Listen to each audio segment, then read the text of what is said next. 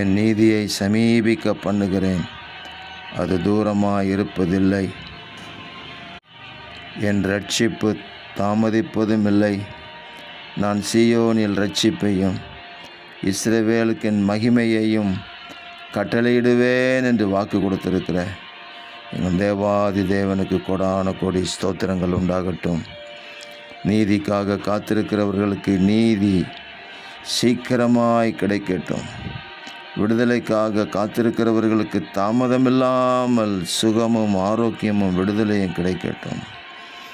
இஸ்ரவேலுக்கு என் மகிமையையும் கட்டளிடுவேன் சொன்னீரே, உங்கள் மகிமையினால் உங்கள் பிள்ளைகளை நிரப்புவீராக.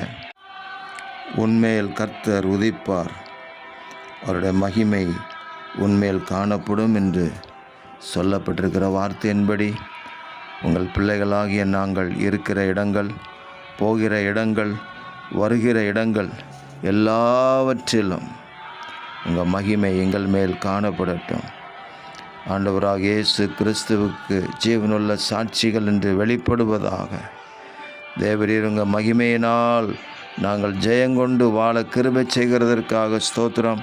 இரட்சகர் இயேசு கிறிஸ்துவின் நாமத்தில் ஜெபிக்கிறோம் பிதாவே. ஆமேன், ஆமேன், ஆமேன்.